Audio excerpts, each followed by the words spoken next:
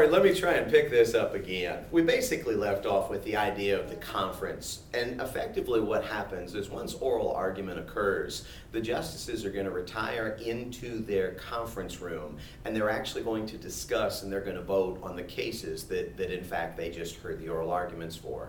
Now understand, the discussion and the conference votes are actually going to take place typically on Wednesdays and on Fridays. And I think I had mentioned to you before that in conference, the Supreme Court justices are going to determine cases that they're going to review, but maybe more importantly in conference, they're actually going to discuss and then ultimately vote on these cases. Now, when they discuss, it's kind of significant because basically the Supreme Court has set it up so that each justice will get a chance to speak once before justices are given the opportunity to speak twice. And as crazy as this sounds, while in previous times the Supreme Court, these conference sessions were actually set up, they were actually set up so that justices would maybe persuade each other a little bit.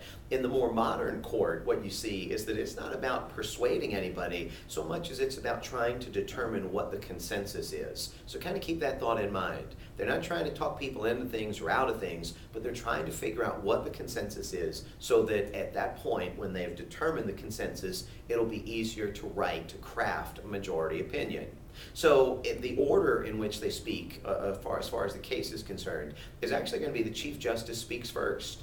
When you think about it, the Chief Justice doesn't necessarily have a lot more authority than the other justices, but the Chief Justice will be the person that speaks first, and the Chief Justice will lay out the key cases, the key precedents, the key legal arguments, the key problems as the Chief Justice will see it. And then from there, once the Chief Justice has spoken, it goes from high seniority down to low seniority. So the highest tenured members on the court are then going to get their opportunity to speak. And then ultimately, the last justice that will get the chance to speak will in fact be the most recently appointed justice. Now remember, in the John Marshall days, for example, the justices probably would have been very interested in kind of convincing each other. They would have been very interested in persuading each other when they went through this. And the thought maybe would have been that these higher tenured justices would have actually maybe held a little bit more sway over the newest justices. That's not really the way they go now, but again, they're looking to find a consensus that will lead to a strong majority opinion. When it comes to voting, however, it's the exact opposite. Whereas the Chief Justice started first, and then ultimately the highest tenured justices would speak in order until they got down to the lowest tenured. When they vote, it's the exact opposite.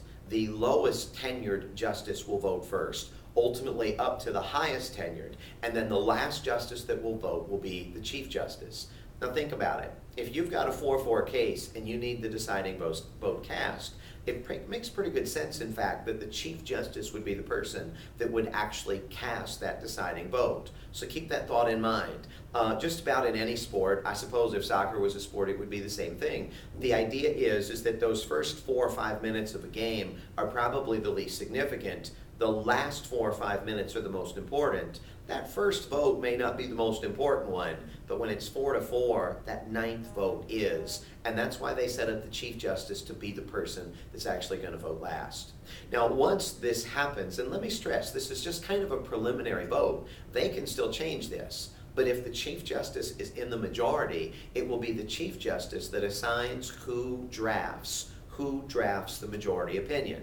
And if in fact the Chief Justice is on the losing side, it would be the highest tenured justice that in fact would choose who would write the majority opinion. And think about your own class. You may agree oftentimes with certain people in the room, but they may have a much different temperament. They may have a much different style. They may have a much more aggressive manner. They may be much more devoted to a particular cause than you, even though you agree. So it would make sense that who you pick to write an opinion can be a fairly significant power. Once you actually do get these opinions written, then they're going to sit down in conference again and they're going to go through these. And they're going to work out the finer details, the citations, maybe the places where in fact the justices do not have full agreement. And then guess what? Once they go through all of this, at that point, they're going to have a final vote. And believe it or not, sometimes the majority will switch from that first preliminary vote to the second vote after they have discussed the opinions. It's not often, but it happens. And sometimes not just a majority will switch, but in fact, maybe a vote would go from 7-2 to 6-3, or from 5-4 to 7-2, meaning the majority would stay the same, but sometimes it could get a little bit bigger or it could get a little bit smaller. Now, since we're talking about the opinion, the court is going to speak with one opinion for the court. And let's say that a case is 7-2. The 7-vote side is actually going to be the majority opinion. And like I said, this is going to be the statement of law for the United States Supreme Court.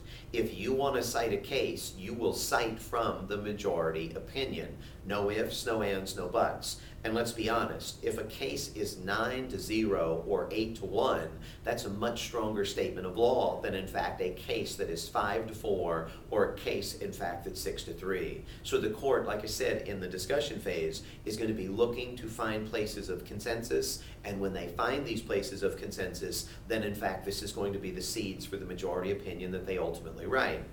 Now, in those 7, you might have some people that agree for one reason, and you may have some justices that agree with the ruling, but maybe they agree for a different reason. These other justices may very well write what is known as a concurring opinion.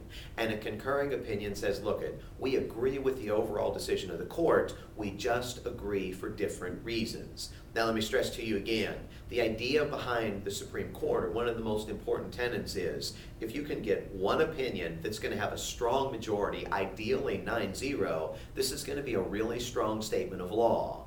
If you had a 7-2 case, which is still pretty solid, but you had a couple, maybe 2 or 3 concurring opinions, meaning justices agree with the overall decision, but they do not agree with the specific reasons why, that actually weakens the case. Understand, there are going to be people that disagree, and in that 7-2 ruling that I've been talking about, the 2 are going to be what are known as the dissenters. They not only disagree with the rationale, they disagree with the ultimate ruling, and they too are going to have the opportunity to ultimately explain why. Now, in a case that's 7-2 or 8-1, you might say, why would you even need concurring opinions? Why would you even need a dissenting opinion?